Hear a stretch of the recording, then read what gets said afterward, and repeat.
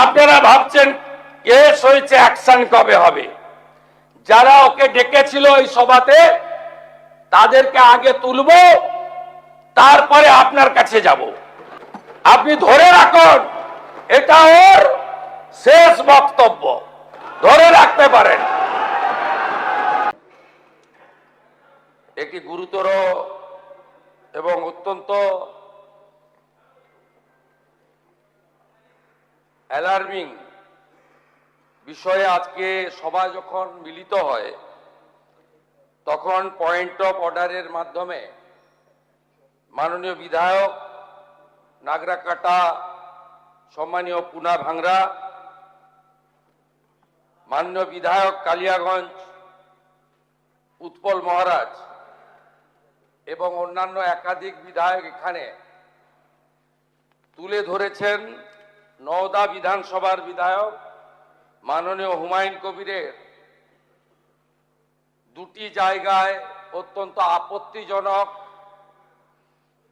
সাম্প্রদায়িক এবং সমাজ এবং রাজ্যের পক্ষে ক্ষতিকারক বক্তব্যের উপরে। আমার সঙ্গে পরিষদীয় মন্ত্রী ডক্টর শঙ্কর ঘোষ যোগাযোগ করেছিলেন। আমি তাকে আশ্বস্ত করেছিলাম যে মাননীয় অধ্যক্ষ মহোদয় অনুমতি দিলে আমি এই সংক্রান্ত একটি স্টেটমেন্ট হাউসে রাখব। প্রথমত, মাননীয় হুমায়ুন কবির যে বক্তব্য রেখেছেন, এই বক্তব্য আপনাদের কাছে আমি পড়ে শোনাচ্ছি। 26/6/2026 afternoon, Humayun Kabir MLA Nowda AC, তিনি একটি উনার পার্টির মিটিং কাশীপুরে রেজিনগরে করেছেন। সেখানে তিনি বলছেন, এই যে অনামিকা ঘোষ, সে ভোটে হেরে মনে করছে আমি এমএলএ, এখানে ভোটে হেরে বিজেপি মনে করছে আমি এমএলএ, এখানে এখন আস্ফালন করে বেড়াচ্ছে। তা আমি শুভেন্দু অধিকারীকে সেদিন বলেছি যে আপনি ভোটে জিতেছেন, আপনার দল জিতেছে, খুব ভালো কথা, কিন্তু মুর্শিদাবাদে আস্ফালনটা একটু কম করবেন।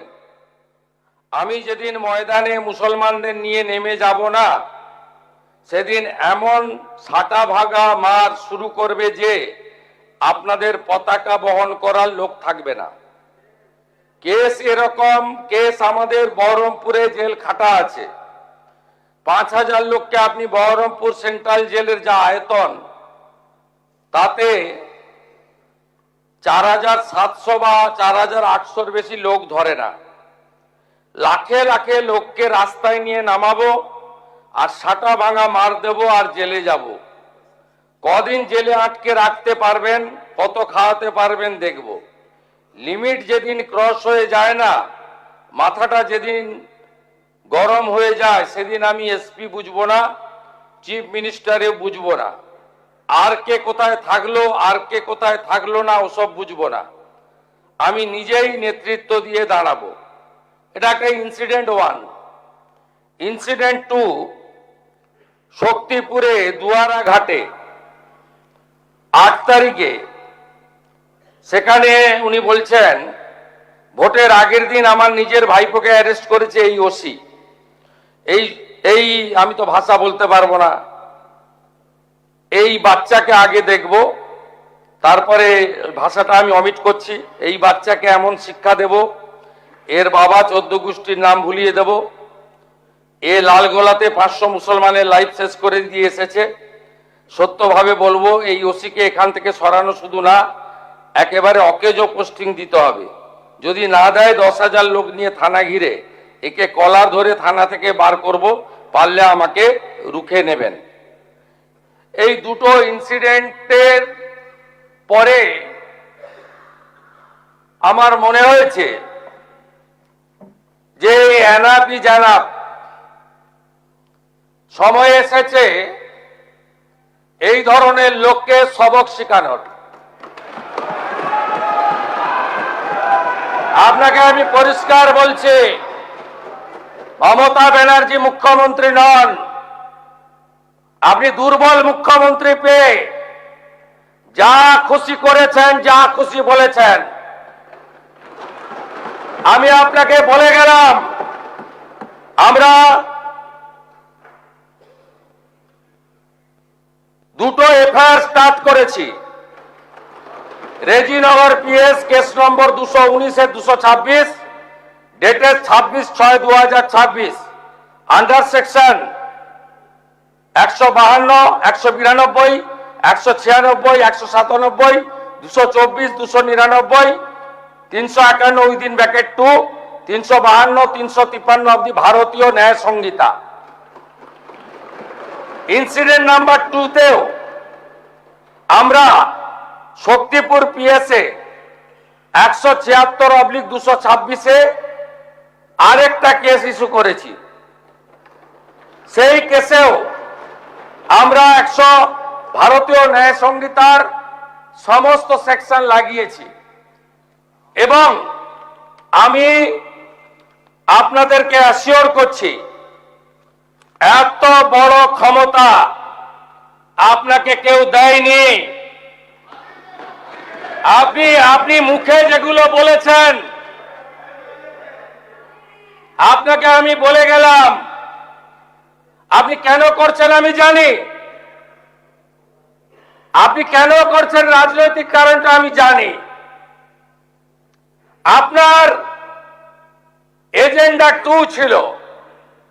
1 এজেন্ডা ভরতপুর, রেজিনগর, নওদায় সব নির্বাচিত পঞ্চায়েত যে দলেরই হোক ভেঙে আপনার পার্টিতে নিয়ে যাওয়া।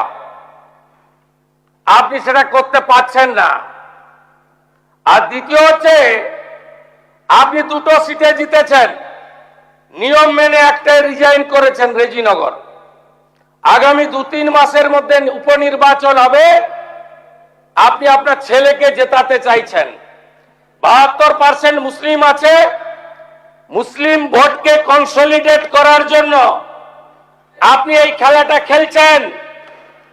আপনি কান খুলে শুনে রাখুন, আপনাকে এইভাবে ধমক হুমকি বেপরোয়া লাগাম ছাড়া কথা বলতে দেব না, দেব না, দেব না।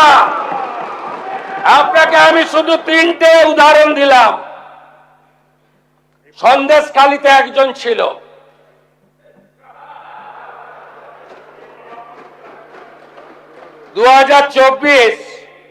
পয়লা জানুয়ারি বলেছিল তৎকালীন বিরোধী দলনেতা এলে তার হাত কেটে পায়ে, পা কেটে হাতে লাগাবে আর চামড়া ছাড়িয়ে মেদিনীপুরে পাঠিয়ে দেবে। ওর অবস্থা কি হয়েছে সবাই দেখেছে। একই টোন ছিল। আরেকটা জীবনতলার গুন্ডা ক্যানিং ভারত, ওর অবস্থাও কি হয়েছে দেখতে পাচ্ছে সবাই। আরেকটা পুষ্পা ঝুঁকে গায়ে নেই, এমন ঝোঁকা ঝুঁকেছে খালি পায়ে, ছোট প্যান্ট পরে, কান ধরে উঠবস করতে করতে যাচ্ছে। আপনাকে আমি বলে গেলাম পুলিশ তার ব্যবস্থা নেবে।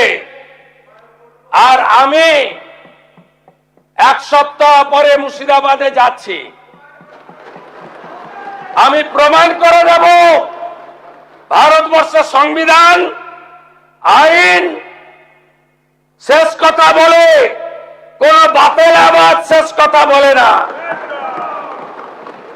আপনাকে সংযত হওয়ার, সতর্ক হওয়ার, এই ধরনের কথা প্রত্যাহার করার এবং ভবিষ্যতে এই ধরনের কথা বলার আগে 25 বার ভাবার হুঁশিয়ারি দিয়ে আমি সবাইকে আশ্বস্ত করছি।